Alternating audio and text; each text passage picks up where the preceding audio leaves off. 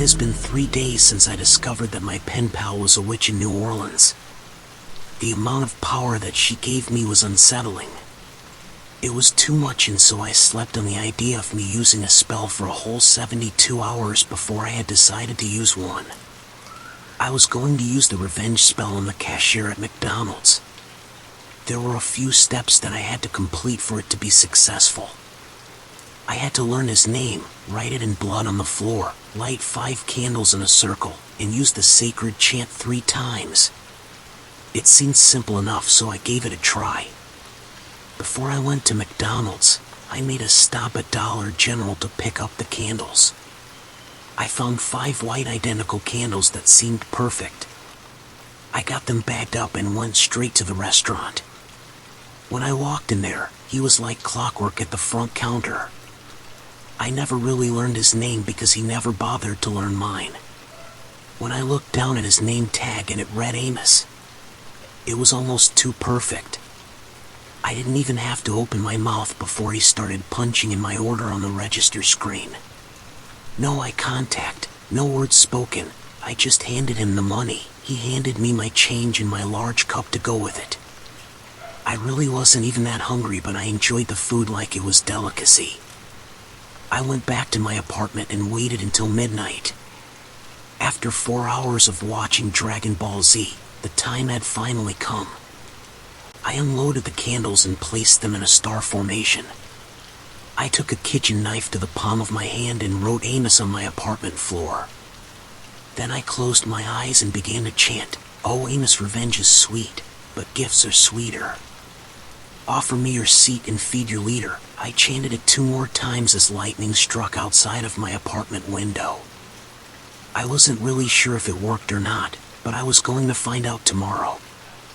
I couldn't sleep because I was so giddy about my newfound power. The next day I was groggy but happy.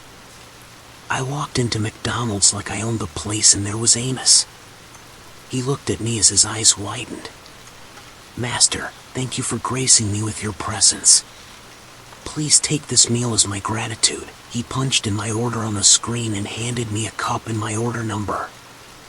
I looked at him surprised, and he said to me, "Don't worry, Master, I know the manager's access number. I had just found a free food glitch, and I wasn't even bothered by it." I ate my meal like it was surf and turf with the side of caviar and the finest French wine. This went on for about 2 weeks. I was living large, or at least that's what the scale told me. I had eaten nothing but McDonald's breakfast, lunch, and dinner for 14 days. You would think I got tired of it after a while, but I never did. I woke up that morning ready to go back. However, when I arrived, Amos was not there. There was a new cashier named Sarah. I asked her what happened to Amos. She leaned her head towards me and whispered, "Amos was fired due to stealing food while on the job." Can you believe that? I played along and shook my head in disbelief as I had to, for the first time, manually tell a cashier my order. Another couple of days went by and I'm scrolling through Facebook when I see a picture from a local funeral home in a post. I scrolled past it for a moment but instantly went back. It was Amos. He had passed away the day that I saw Sarah, and his funeral service was tomorrow. I gasped as I dropped my phone on the couch. Was I the cause of this? What happened to him? I had about 1,000 questions running through my head. The next day, I attended the funeral as I sat in the back. The officiant announced that his mother was going to give his eulogy. I honestly couldn't tell you what she said because I was staring at the open casket the entire time. Seeing Amos dead in a box was heavy. After the service, they served a meal for the attendees. Dozens of people were coming up and giving her their condolences. I hung back for a bit and waited for my window of opportunity. When it came, I went up and introduced myself as a regular at McDonald's and told her what an amazing young man he truly was. That's when she gave me the details that shook me to my core. She informed me that life was going pretty well for Amos. He had saved up almost $5,000 to fly out to Bakersfield, California to see his grandmother for the summer. However, she had noticed that he wasn't saving up anymore and that he was throwing his money at something that she didn't know about. That $5,000 went away pretty quick, and on top of that, all of the money he was making at work, he was throwing away also and not paying rent. When he was fired, he lost his income and he eventually was evicted from his apartment. He had to move back in with her. He was absolutely devastated and embarrassed that he had sunk so low. She came home from work a few days ago, and all she said was she found him in the bathtub with blood everywhere. She immediately started bawling and fell to her knees in the middle of the funeral parlor. What had I done? I wanted revenge on a guy I didn't even know the name of. Sure, he picked on me, but it was harmless in comparison. I gave her a hug and my condolences and left. I sat in my car for about 20 minutes and cried. I felt shame, sadness, and guilt. I went home and wrote my pen pal a letter, telling her what I had done to Amos and that I needed her guidance because I couldn't deal with the guilt. A few days went by and nothing. So I wrote her another letter with desperation. Nothing. Then another, and another, and another. Finally, after 3 weeks, I heard nothing from her. I was losing sleep, not leaving my apartment for days on end, and cut off all forms of communication from anyone. As I was sitting on my couch, I looked over at the book. In a rage, I took it and tore out page after page and throwing the remnants in my kitchen trash. I finally cried myself to sleep.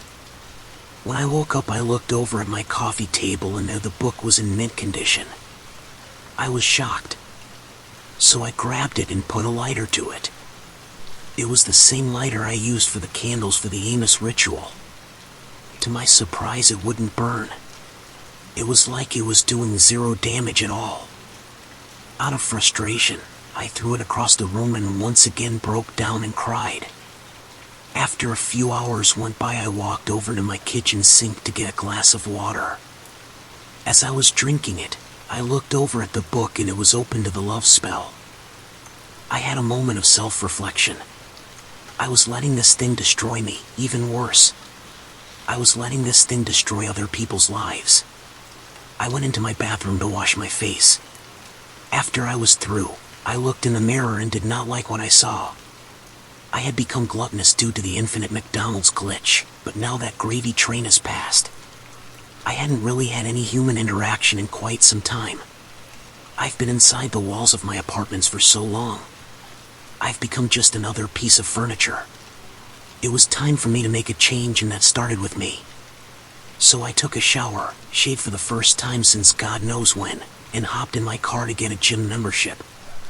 I went to the gym 4 days a week for an hour at a time. I went grocery shopping for produce and other nutritional items. There's a woman that I've seen there a few times that is absolutely gorgeous. Not like America's Next Top Model, but just down to earth, gorgeous. She has curly blonde hair that she usually has a ponytail, thick rimmed glasses, and she's always either wearing a sundress or a pantsuit. We've exchanged a couple of glances, a few nods and waves, but nothing past that. After a while, I began to shed the excessive McDonald's weight and even gained a bit of muscle in the process. I looked in the mirror at myself yesterday and didn't recognize who I was, and it was for the better. I had changed my life and put what I did to Amos in my rear view. The next day I went back to the store to get groceries and I was reaching for a head of cabbage, another hand reached for the same one. I looked up and it was her. We both quickly drew our arms back and giggled. I insisted that she take the last head of cabbage. She nodded her head and took it. She put her hand on my shoulder and said thank you. A shockwave ran through my body for the first time in what felt like forever. I think I was legitimately falling for this girl. While I was eating dinner, I kept trying to come up with a way to ask her out. I was racking my brain and couldn't come up with anything. Though my confidence was high, I still lacked the ability to legitimately approach women. As I was chewing, I looked over in the corner and the spell book still lay there right where I left it. I I had remembered it was open to the love spell. My curiosity got the best of me and I walked over and read it. As I began to read what I would have needed to perform the spell, I saw the first ingredient was a strand of hair. That could be tricky, but I'm sure I could find a way. The remaining ingredients were 3 drops of my own tears, a jar filled with honey mixed with rainwater, and a plate of the last thing I ate. These items were all doable, but I would have to do a chant like I did with Amos. That's when my stomach turned with the PTSD of what I had done to him. I shook it off with determination. I was going to make this spell work come hell or high water. After a routine of going to the grocery store, I kind of picked up on her pattern. I knew that she would be there the next day. However, it wasn't supposed to rain for a few days, so this would take a lot longer than I had thought. Regardless, I went to the store and like clockwork there she was. I wasn't sure how to play it. Did I pluck it from her hair or did she have some on her shirt? I wasn't sure. When I looked a little bit closer, her hairbrush was sticking out a bit on the side of her purse. I took this as a window of opportunity. I distracted her while I plucked the hair from the brush. I walked up to her and looked her in the eye, and said, "Hi, my name is Benjamin. What's yours?" She turned to me with a smile and told me that her name was Amber. By the time that she got her name out, I had already grabbed a few strands of hair from the brush. I told her it was a pleasure to finally learn her name and told her to have a good night. I grabbed a bottle of raw honey and a pack of mason jars before I left the store. That is the most human interaction I've had since talking to Amos's mother at his funeral. With Amber, it felt genuine and I may have misread her body language, but I think she was a little into me. I probably just made that up to make myself feel better. It didn't stop me from going to the store every single day just hoping that she would be there. The next day she wasn't there, so I just walked around for a bit and bought a pack of gum. The next day she was there and I waved at her and said, "Hi, Amber." She looked at me with a smile and waved, "Hello, Benjamin." She was wearing a different outfit this time around. Since it was a Saturday, I guess she didn't have to work, so she was in her loungewear. She had flannel pajama pants and a cool-looking Goku from Dragon Ball Z shirt. I asked her if she was into Dragon Ball Z and she laughed and pointed at her shirt. I knew it was a dumb question, and I called myself out on it, but we struck up a conversation about Dragon Ball and I knew that a seed was planted for sure. She had a birthday party to get ready for, so she had to cut the conversation short. However, she did give me her phone number. Things were starting to look up. I went home and contemplated even doing this spell at all. However, the second I closed the book it started to rain. I already had the jar of honey sitting on the counter. I thought to myself there was no turning back and left the jar outside for the entire rainstorm. Right before I set it out, I found myself at a crossroads. On my left was the book and on my right was my receipt with Amber's phone number scribbled on it in her handwriting. I figured I would screw it up somehow with her organically, so I chose the book. The next morning, after gathering the rainwater, I decided that it would be appropriate for me to get McDonald's for the ritual. Kind of a homage to Amos, if you will. So I got my usual and the rest of the tools I needed for the spell. Inside the same circle where I wrote his name, I placed the plate on top of Amos's name still written in my blood on the floor. On my left I placed the jar of honey and rainwater on the floor. To my right I had an empty cup for my tears. All I had to do was sit there and think about what I did to Amos and the conversation that I had with his mother, and I instantly teared up. I got all 3 drops in the cup and placed it on my right-hand side on the floor. I had the book open by my legs and recited the chant 3 times. I said, "Oh Spirit, bring me love. Bring me Amber from down below or up above. I beg of you, send the arrow to her heart. I beg of you that we should never part." I said it 2 more times and waited a couple of minutes before I sent a text to the number she had written on my grocery store receipt. I typed that number so quick I'm surprised flames didn't shoot out from my thumb. All I texted her was a simple, "Hey, it's Benjamin. How are you tonight?" Within seconds, I received a response from her, "Where are you? I need you." It was the first time I've ever had anybody say that they needed me for anything. I instantly got gratification and serotonin went through my veins. I asked if she would like to meet for coffee. She told me that sounds lovely and instantly texted me her address. She actually didn't live too far from me, about 2 miles away. This woman had been so close and I never knew she existed. I began to thank the book for the first time. Maybe this is when I needed to move on with my life. We met for coffee and we didn't look back. Every waking moment I spent with her, we would go on hikes, go to the movies, and within a couple of weeks she introduced me to her parents. I'm sure if I had a friend they would tell me that we were moving too fast, but nobody was here to tell me otherwise. We spent so much time together that I felt like she was my soulmate.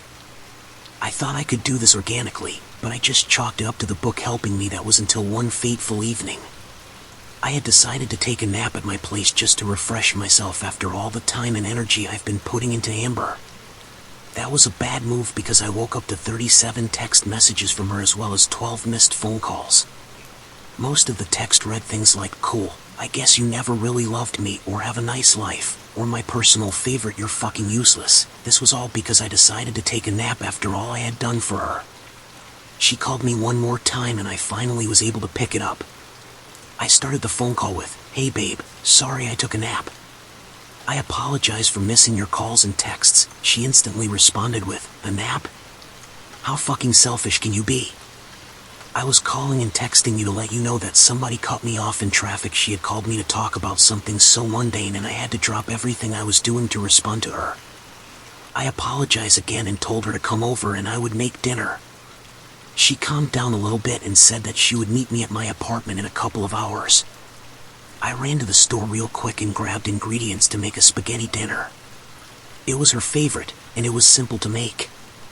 I grabbed the noodles, a jar of sauce, a pound of ground beef, a Caesar salad, and garlic bread.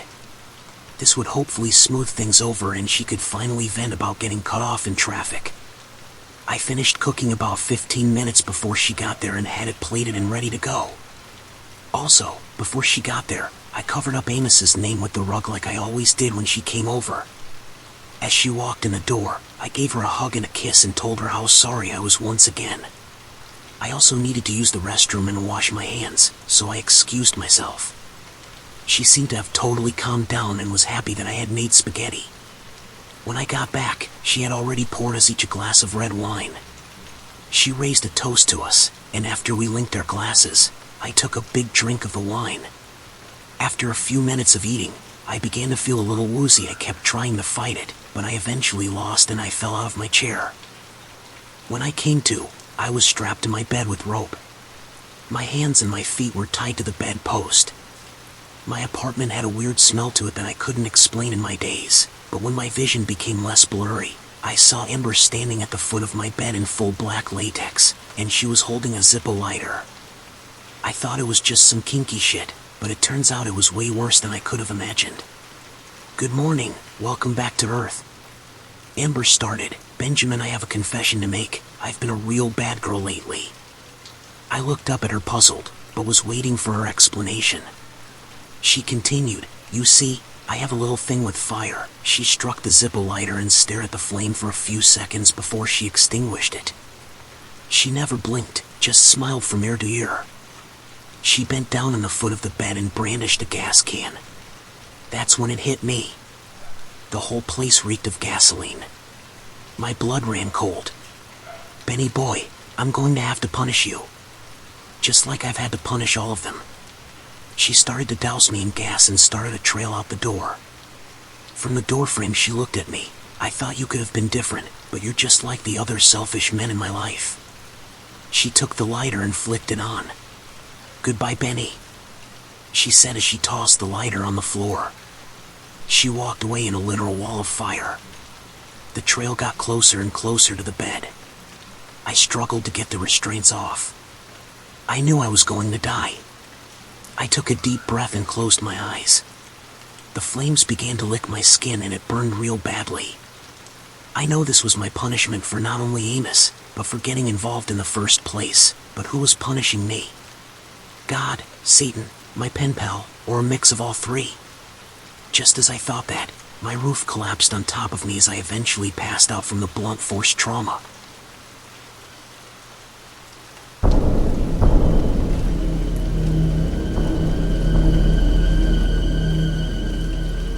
My alarm clock began to buzz. It's 5 a.m., but this 5 a.m. feels a little bit different. I have 1 month until I can retire. I've been a mail carrier for 35 years. I took the job starting at the bottom back in 1991. I eventually worked my way up to become the most dependable mail carrier this town has ever seen. I get up and hop in the shower. After I'm through doing my routine, I stand in the bathroom mirror and adjust my uniform.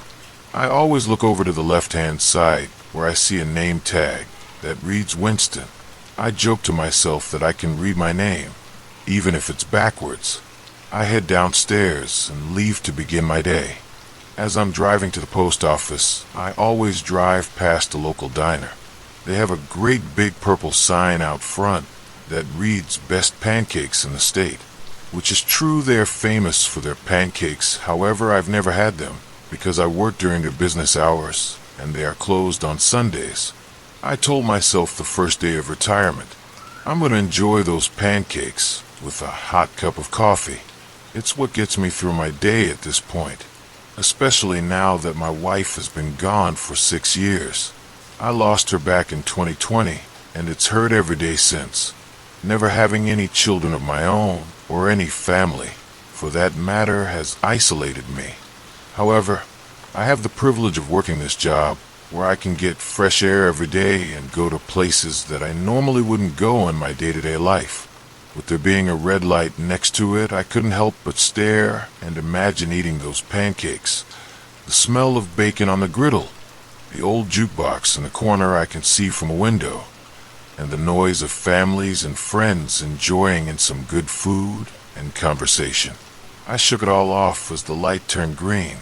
As I pull into my parking spot before the sun has even risen, I walk through the entrance with my key card and begin my day. Jasmine, who works up front, always brings donuts and always has fresh brewed coffee ready to go for us early birds. I grab a chocolate donut and a black coffee and head towards the delivery board to see where I'm going today. Next to my name is a note from my boss that says see me in my office.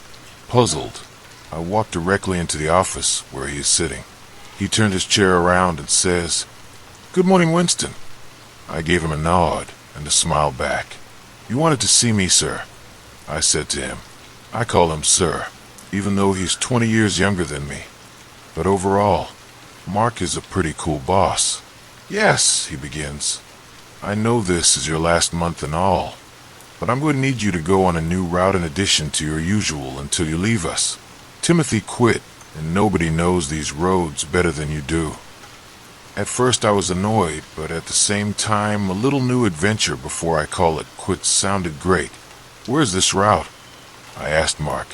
"It's part of the new development on the south side of town, Blueberry Hills. It's a 5-block radius and includes a church, elementary school, and a bank. I know that you're used to the bustling downtown scene, or something more fast-paced. However, I need you on this. Being needed for this job isn't necessarily a bad thing, so I agree to take the route, for as long as I'm here." He stands up and shakes my hand and thanked me profusely. The reason that he thanked me was because he might have actually had to go out and do a run for the first time since he got this promotion. The new development Blueberry Hills. Construction began on it a couple of years ago, and they just now finished everything. From the pictures I've seen, it is pristine looking, and it's definitely a great addition to our city. I left his office and began to sort the mail to their appropriate routes with casings. At this rate, I could do that job in my sleep. With Blueberry Hills, I would just add it to my usual route. It was only a few things, not much at all. I noticed that they were all handwritten in the same handwriting.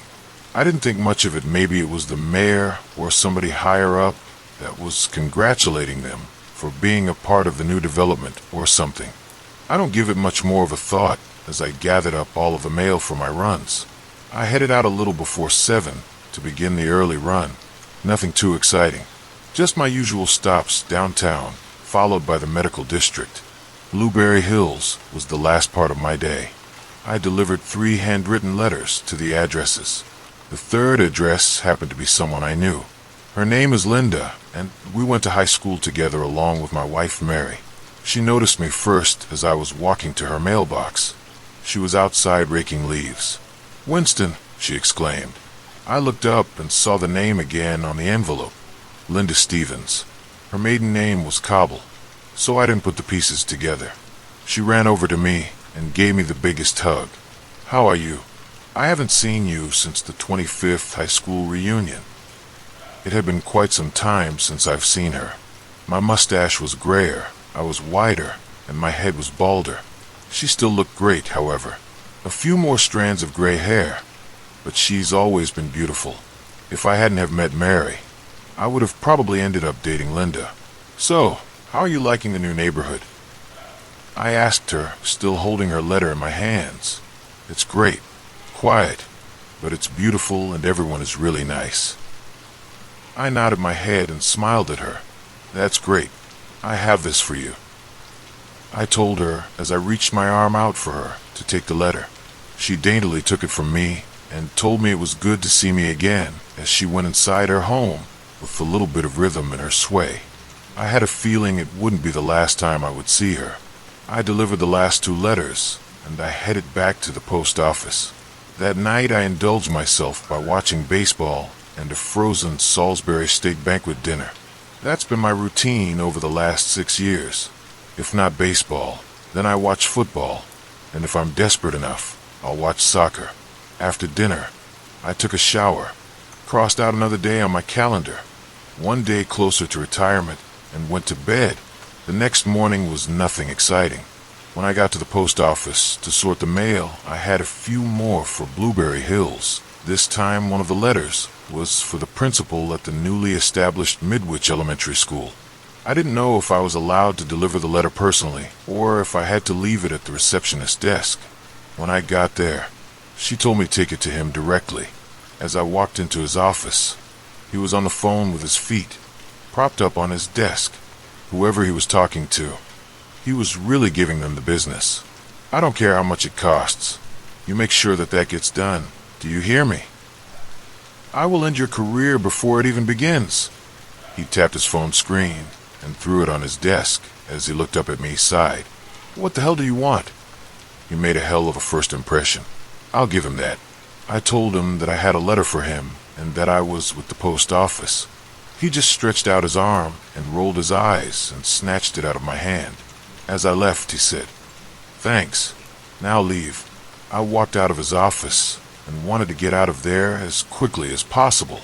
These were the type of encounters that made me enjoy crossing out another day. That guy was so rude. I know I'm not supposed to be, but I was wondering who he was talking to like that on the phone. Just because he has a title doesn't give him a right to be an absolute jerk like that. Sounds like he should be the warden of a prison, not a principal of an elementary school. I shook it from my mind as I drifted off to sleep. The next day, I had even more for Blueberry Hills. It had to be every other house. The weirdest part was it was still in the same handwriting. I thought by now I would read in the paper about the mayor, distributing handwritten letters to the new homeowners, but nothing like that in the paper. I had another letter for Linda. After yesterday's encounter, it would be nice to see a friendly face. So when it was time for me to deliver her letter to her, she was out front once again. But she didn't look as bright and chipper. I walked up to her, and it was like she was in some kind of a fog or something. She didn't even notice me when I walked up her front porch. She was just slumped in her chair, spacing out. "Linda, it's me, Winston. Are you all right?" After about 10 seconds, she shook her head and looked up at me and put on a fake smile. "Hey, Winston," she said as she slowly rose from her chair. "Sorry. My mind has been a little busy the past couple of days." She took the letter from me and shuffled into her house. Right before she closed the door, she turned around and said, "Always good to see you have a great day." I wonder what was eating her. The other day, she practically was going to pounce on me like a tiger. Today, it was more like I was looking at a sloth exhibit at the zoo. I finished the rest of my route with no interruptions or anything interesting. After clocking out, I decided to stop for food this time and went and grabbed me a Baconator from Wendy's.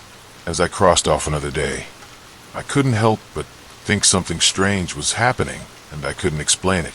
The next day, practically every single house had letters, as well as the bank in the neighborhood. It was addressed to somebody named Ashley Bowman. I walked into the bank, and there was a curly-haired blonde woman standing on the other side of the teller desk. Her nameplate said Ashley. I walked up to her and asked, "Are you Ashley Bowman?" She looked at me with a bright smile and said, "Why, yes." She gazed down at my name tag and said, "I am Ashley Winston." She giggled as she took the letter from me and told me to have a nice day. Definitely an improvement over the last couple of encounters I've had in this neighborhood the past few days. So I took it as a win. As I crossed off another day when I got home, I thought maybe I was overthinking something and that everything was as normal as it should be. The only thing that keeps me coming back is the way Linda is acting. With that being said, after a couple of weeks, I was delivering to every single house, including Linda's, each time I went she became more and more disheveled and acting depressed. I didn't want a prize, so I didn't ask. I just knew something was wrong with her, and I didn't know how to help her. She probably wouldn't accept the help.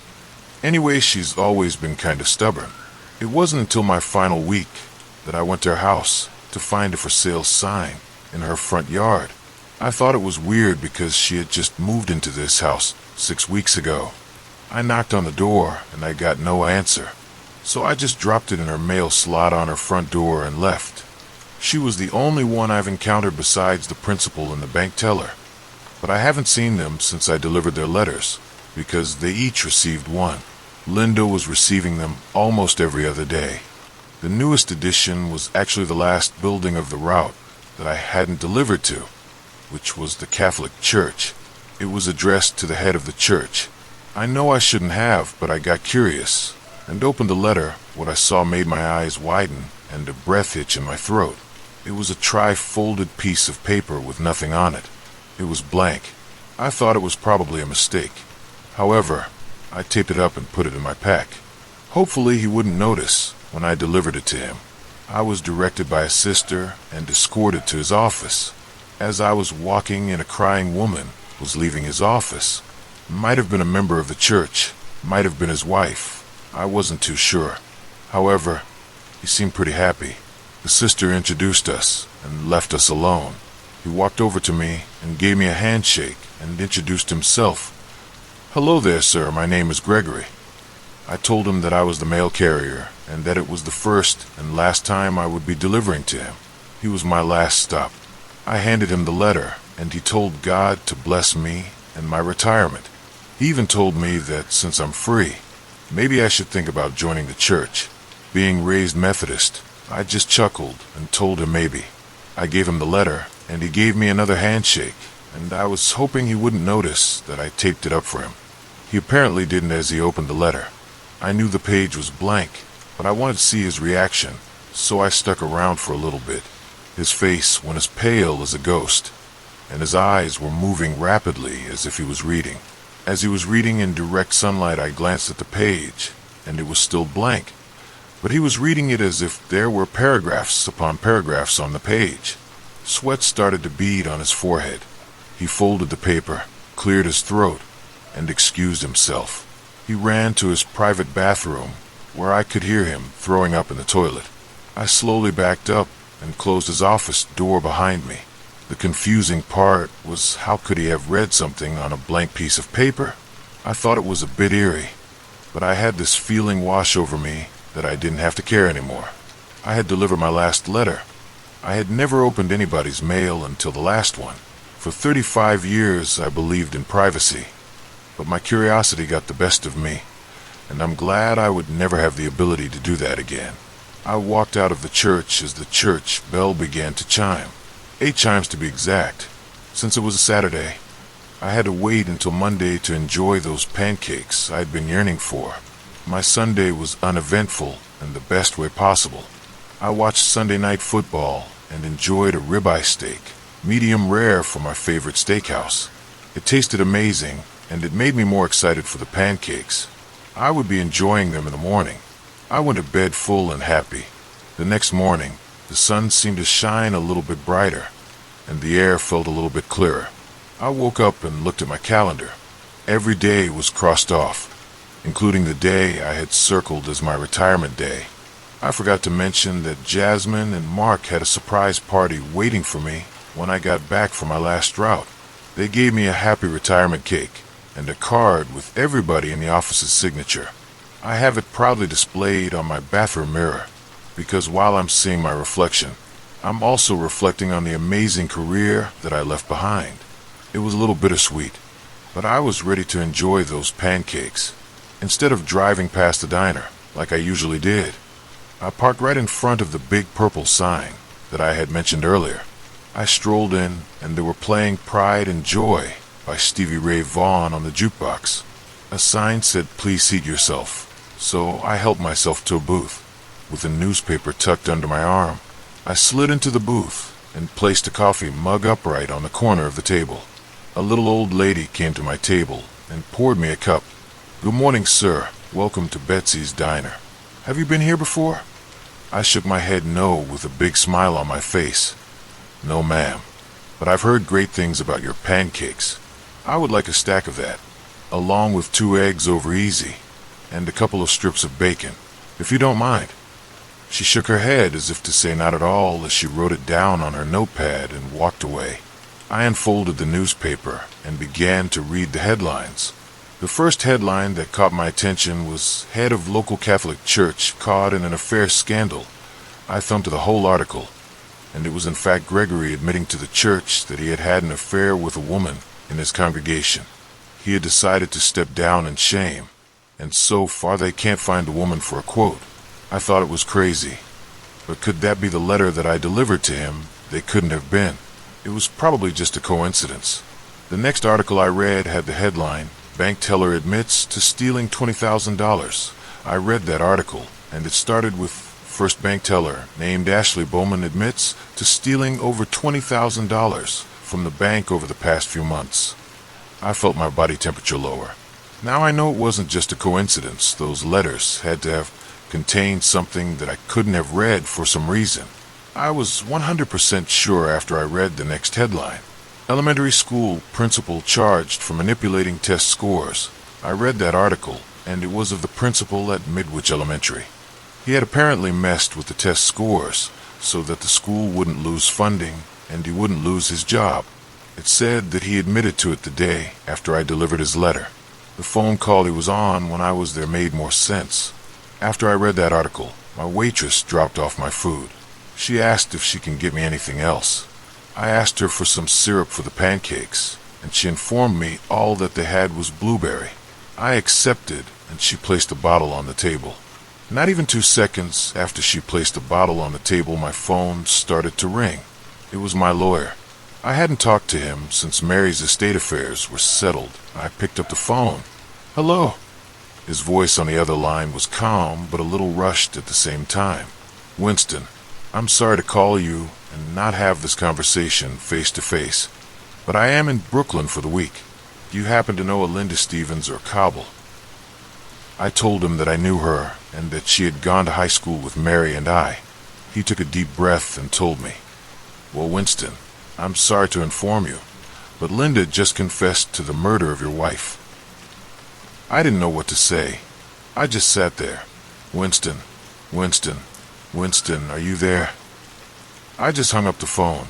I looked around towards the paper with the last headline I read, the syrup with a blueberry label on it, and a flashback to the blank letter that made Gregory puke. All I could do was pull my wallet out, lay down a $50 bill, and leave.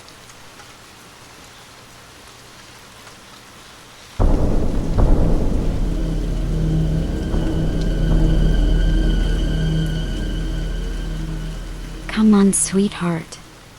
Eat your fries. I doubled fried them just for you. That's what my dad said to me after we had the worst blow-up fight we've ever had. He said it to try to make me feel better. My dad runs a locally owned soul food restaurant, and it is extremely successful. To the point where I have certain privileges in life that some people would only dream of. Being a locally owned black family restaurant in town was definitely something to be proud of. Our fight had been escalating for the past few months and he finally snapped.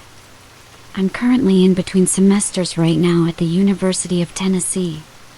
Even though my dad could afford the tuition, as of late, I wanted to carve my own path and take care of myself independently. My dad informed me that he felt like I clipped his wings a little bit because he's not able to take care of his daughter. He's giving me everything else in life and I just wanted a slice to myself. As a side hustle, I drive for Uber. I'm only a month into my summer break and I've already saved about half of my tuition fees. At this rate, I'll be finished before August. That is a goal of mine and I plan to stick to it. I scooted the plate away from me to the middle of the table and told my dad that I had to go. I usually start driving early afternoon and I like to finish around 11 p.m. It was already 1:45 and I was running behind. My dad insisted that he take care of the second half of my tuition, but I brushed him off and told him I had to go. Even though he had calmed down after exploding, he still told me as I walked out the door and shouted across the restaurant, "Just be careful, I want you to come home in one piece." I waved at him and blew him a kiss from the front window as I hopped into my car. I started my shift. It didn't take long before I had a request. A woman needed a ride downtown from the suburbs. She requested that I activate the child lock in the back seat.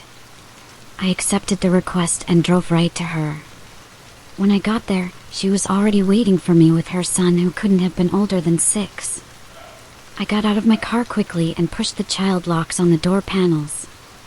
She thanked me profusely as she quickly got into the car.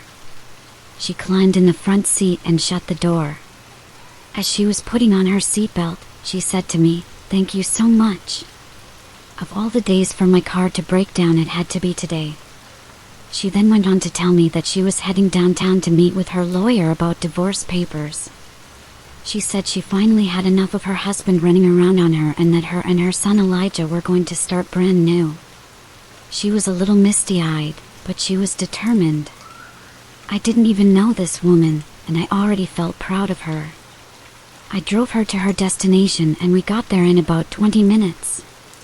She once again thanked me as she was getting out of the car. "Thank you so much once again. I left you a $15 tip on the app, but this is for you. I hope that it will help you in any way possible." It was a $100 bill. I returned the thank you and told her that it would help towards my college tuition. She applauded me as she took her son and walked gracefully to the steps of the law office. Considering I had a late start, the $100 bill was definitely a boost. I needed it. From the glove box, I pulled out my Bible and put the $100 bill inside of it. As I closed it, I kissed it and thanked the Lord for the gracious tip. Unfortunately, I didn't have a single customer during the duration of my shift. I sat in a movie theater parking lot for hours. I kept busy by scrolling through Facebook and seeing a bunch of selfies my friends took, my best friend's ex sending me yet another friend request, a story about a mountain lion that was loose in a mall somewhere across the country, an escaped convict from 3 towns over, and a bunch of recipe videos that I saved for later, though I knew I would never cook any of them. Just as I was about to call it quits, a customer made me an offer I couldn't refuse. They wanted me to pick them up at their house and take them to the outskirts of town to the rail station. I thought it was a weird request, but up front they gave me a $230 tip. I never drove so fast to somebody's house in my life.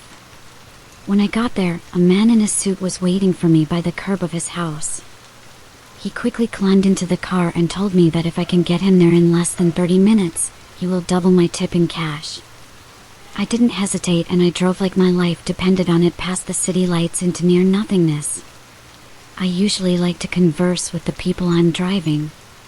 He was in a nice suit, so I assumed that he was a higher up for the railroad. He really didn't say much, he would just stare out the window with a briefcase in his lap.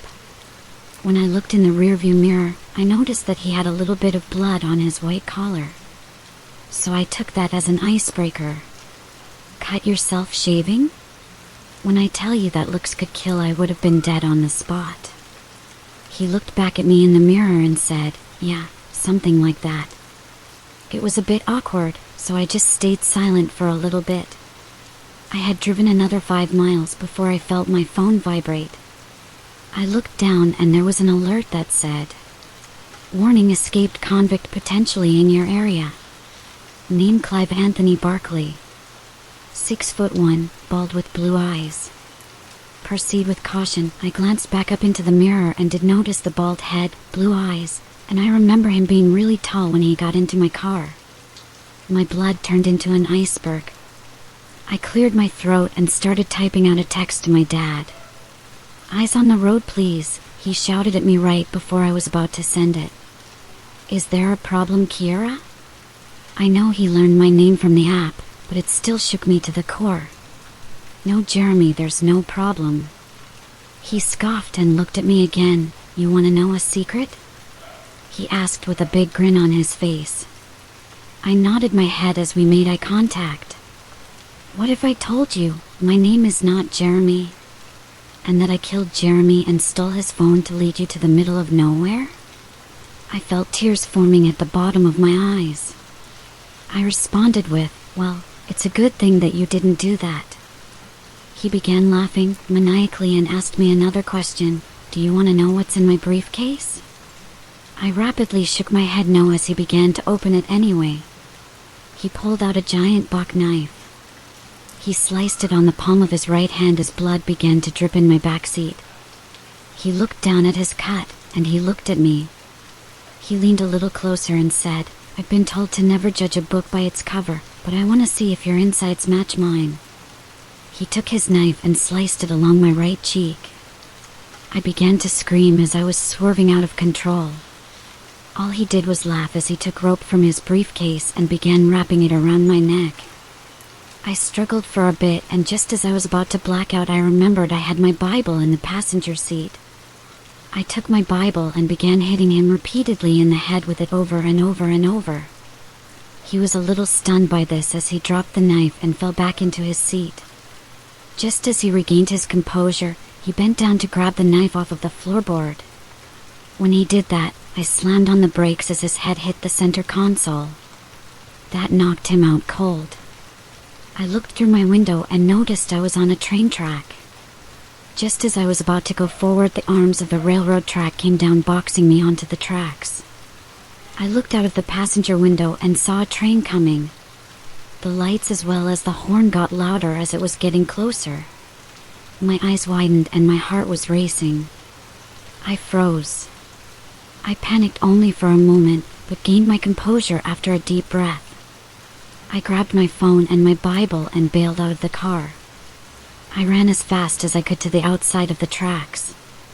As I was standing there, I saw from the back window his head pop up. He looked at me through the window with his head bloody from a gash as he showed me the knife and smiled. I saw him reach his arm to the door handle and I heard him pulling at it a few times. He couldn't get it open. I had remembered the child lock I had from earlier. He didn't have time to get out of the car to get to the front seat. As soon as he started screaming, it was interrupted as the train demolished my Prius and took him with it. The train horn was loud, but to me it was as good as a victory bell. I dropped to my knees and started crying from the relief of my survival. I then picked up my phone and dialed 911. I gave them my location and told them what had happened. I told them the one that assaulted me was dead. His name was Clive Anthony Barkley. The dispatcher told me to stay put and that help was on the way. After about 15 minutes, a fire truck, ambulance, and 2 police cruisers pulled alongside the railroad track. There was debris everywhere, and as I walked closer to the tracks, I saw the knife. I nearly kicked it with my left foot. I just looked down and stared at it while a police officer approached me. "Ma'am, my name is Officer Williams. If you don't mind, can I ask for a brief statement?" After I gave him my statement, one of the paramedics came and bandaged my cheek and gave me an assessment. Once they cleared me, they asked if I needed to go to the hospital. I told them no and that I just needed a ride home. Officer Williams obliged and told me that he would give me a lift. It was a little past 1 a.m. and I had 6 missed calls from my dad. I didn't want to talk to him until I was face to face with him, so I just ignored every call. After a car ride that felt like an eternity, I was finally home. I thanked the officer for the ride and got out of the car. With my Bible in my right hand, I gave it a quick kiss before I walked through the door. When I walked in, Dad was sitting on the couch. He shot up like he was in a cannon and walked up to me and gave me a big hug. He pulled back and saw the bandage on my cheek and the bruising around my neck. He took a step back and cried a single tear. "Oh my God, Kira, what happened to you?" I once again dropped to my knees and began to cry once more as I began to tell him what happened.